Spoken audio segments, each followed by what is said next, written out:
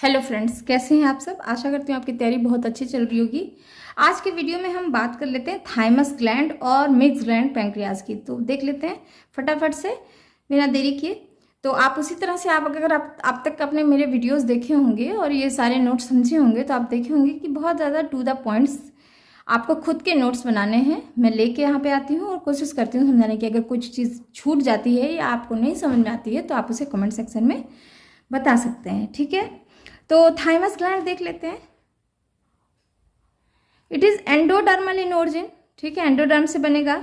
Derive from the third branchial pouches, कहाँ से हो रहा है, थर्ड ब्रैंकियल पाउच से बन रहा है। फंक्शन, थाइमस इज होम्योपोएटिक, ठीक है, होम्योपोएटिक एज वेल एज एंडोक्राइन है। होम्योपोएटिक क्या है, थाइमस इज होम्योपोएटिक। अब देखिए अभी समझ में आ जाएगा क्या है होम्योपैथिक पोएटिक, मैंने बोला, ठीक है। Thymus is seed bed of thymus lymphocytes, यानी टी लिम्फ जिसे हम कहते हैं, थाइमस लिम्फोसाइट्स। लिम्फोसाइट्स बहुत इंपॉर्टेंट होते हैं हमारे शरीर में। इवन थाइमस ग्लैंड इटसेल्फ बहुत इंपॉर्टेंट है। It brings fourth competent T lymphocyte for cellular immune defence system of the body. तो जितने भी टी सेल्स होते हैं वहाँ वो उसको रेगुलेट कौन करता है, थाइमस ग्लैंड, ठीक है। तो आप देख रहे हैं कि जो थाइमस है वो सीड बेड है, इसको रेगुलेट करता है। तो ये एक तरह से होम्योपोएटिक भी हुआ और साथ साथ एंडोक्राइन क्यों है, ये देखिए, because it secrete thymosin which activate specialized T lymphocyte to fight against appropriate specific antigen and pathogen, ठीक है। अब आप समझ पा रहे होंगे कि कहाँ से ये क्या फंक्शन कर रहा है डिफेंस सिस्टम में, ठीक है। ये बहुत इम्पॉर्टेंट है इम्यूनिटी को स्ट्रॉन्ग करने में, ठीक है। तो अगर ये डिस्टर्ब हुआ तो सीधा सीधा समझ लीजिए ऑटो इम्यून डिसऑर्डर होना शुरू हुआ, सारे रिंकल्स बनने शुरू हुए, आंखें कान खराब होना शुरू हो गया, ठीक है। नेक्स्ट पॉइंट यहाँ पे लिखा गया है, आप प्लीज इसी तरह लिखिएगा, दैट इज ऑल इनफ। और ये जो है आपको मल्टीपल चॉइस क्वेश्चन तैयार करने में भी हेल्प करेगा, ठीक है। Thymus is essential in neonatal infant and postnatal child for normal development. Consequently importance of thymus becomes negligible. पहले तो ये इंपॉर्टेंट है लेकिन धीरे धीरे धीरे जब एक बार डेवलपमेंट हो जाता है, it starts diminishing in size and infiltrated by alloys adipose tissues. This is known as immunity theory of aging. क्या कहते हैं इसको, धीरे धीरे ये adipose tissues yellow adipose tissue के फॉर्म में सिक्रेट हो जाते हैं, इन्फिल्ट्रेट हो जाते हैं, और इस प्रोसेस को कहते हैं इम्यूनिटी थियरी ऑफ एजिंग। धीरे धीरे जब बुढ़ापा आने लगता है तो हमें रोगों के प्रति सेंसिटिव हो जाते हैं, वल्नरेबल हो जाते हैं, ठीक है।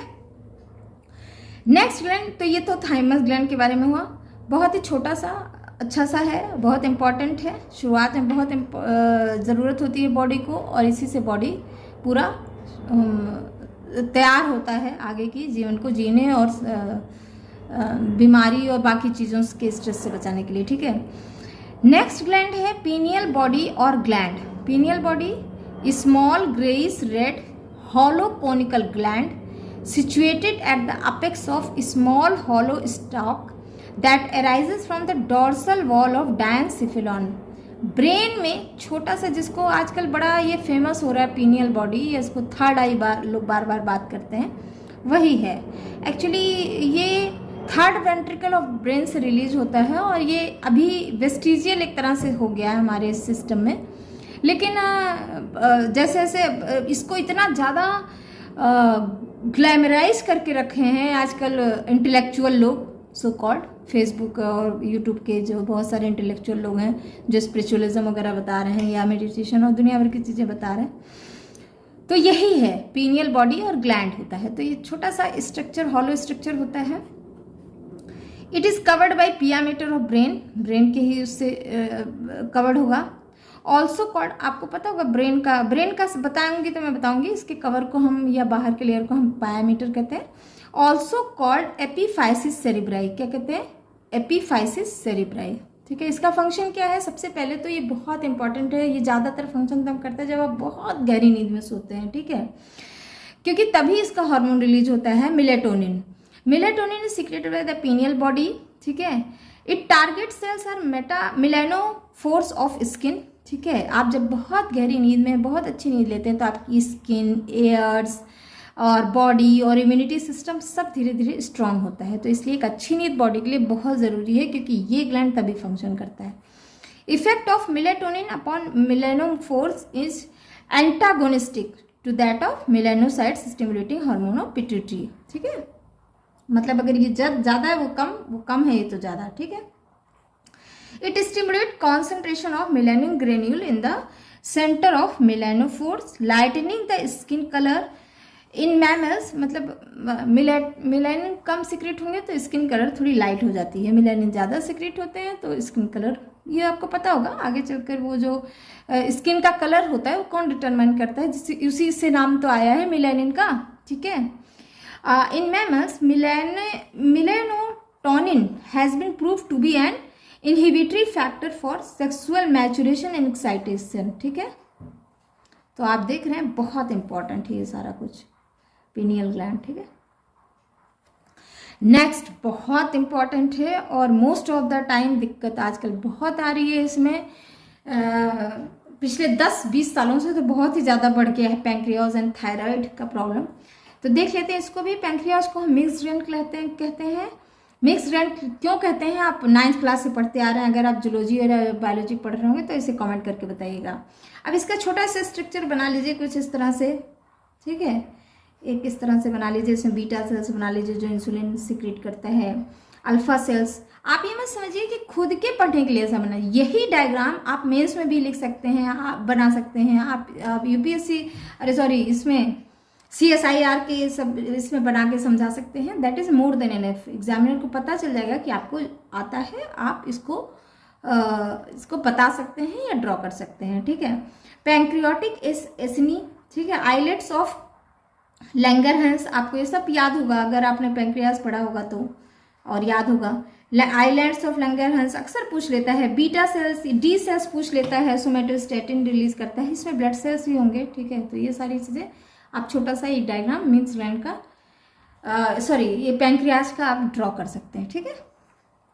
चलो अब झटाझट से देख लेते हैं फटाक से। तो बहुत सारी बार, कितनी बार आपने ये सारा कुछ पढ़ रखा होगा, तो वही चीज़ यहाँ पे लिखा हुआ है, बस अपने पॉइंट्स बनाने सीखिए और अपने फ्रेमवर्क खुद बनाने सीखिए। यहाँ मैं खुद लेके आई हूँ, मैं खुद अपने पॉइंट्स लिखती हूँ। तो छोटा सा उसका स्ट्रक्चर के बारे में बता दीजिए। फ्लैटेंड होता है, पिंकिश ग्लैंड होता है, it secrete the digestive pancreatic juices situated in cavity of duodenum. कहाँ होता है, याद होगा, डिओडिनम में होता है। Duodenum is a part of digestive system, ठीक है। 2 हार्मोन रिलीज होते हैं और दोनों ही प्रोटीन हार्मोन है, insulin and glucagon. Around 99% part of gland is exocrine, ठीक है, एक्सोक्राइन है, एंड फॉर्म ऑफ पैंक्रियाटिक एग्ने। मतलब ये बहुत ही छोटा क्वांटिटी इसका होता है जो एंडोक्राइन होता है। Small cluster of endocrine cells called islets of Langerhans, बहुत इंपॉर्टेंट। अब फर्स्ट हार्मोन बहुत इंपॉर्टेंट है, insulin secreted by the beta cells, increase permeability of cell membrane for glucose, amino acid, potassium, magnesium, phosphate from blood into cells. RBC and cells of brains are exception, क्योंकि ये fresh glucose चाहिए इनको, ठीक है। Insulin act as anabolic growth factor. सिर्फ RBC ऐसे हैं और ब्रेन का सेल है जो इसका एक्सेप्शन है, बाकी सभी में एक ही जैसे फंक्शन होता है, ठीक है। इंक्रीज कर देता है परमेबिलिटी को।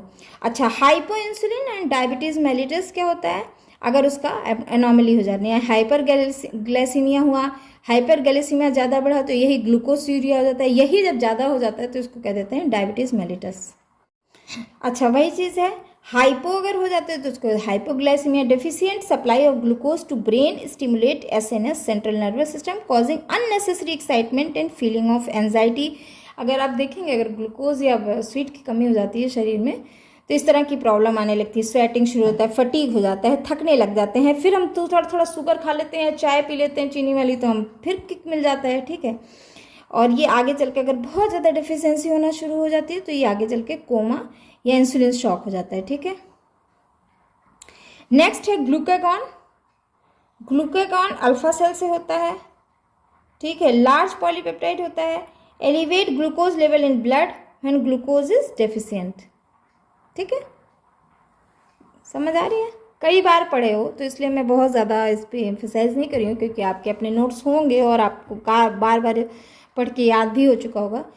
देखिए, इट इंटेंसिफाइज, ग्लूकागॉन की बात की जाए तो intensified glycogenolysis, deamination and gluconeogenesis and inhibit glycogenesis in liver cell. It intensifies lipolysis, ठीक है, फैट सेल को तोड़ना शुरू कर देता है। रेगुलेशन की बात की जाए तो इट लिमिट कंट्रोल फीडबैक, वही बात है, push and pull feedback theory से ये रेगुलेट होता है। D and F cell of pancreas respectively secrete somatostatin and pancreatic polypeptide. Important है, कई बार पूछ लेता है डी एंड एफ सेल के बारे में कि कौन सा हार्मोन रिलीज करता है, तो सोमेटोस्टेटिन एंड पैंक्रियाटिक पॉलीपेप्टाइड या पीपी, ठीक है। Somatostatin slow down and regulate absorption of insulin, glucagon and PP. PP यानी पॉलीपेप्टाइड, ये pancreatic polypeptide assigned a function of restricting secretion of S from somatostatin from the D cell. तो ये थोड़े थोड़े points हैं जो आपको लिखने ज़रूरी है अपने नोट्स में, तो इसी तरह से आप लिख लीजिएगा। तो that is all for today's discussion, brief account of pancreatic cell. Thanks for listening, bye bye.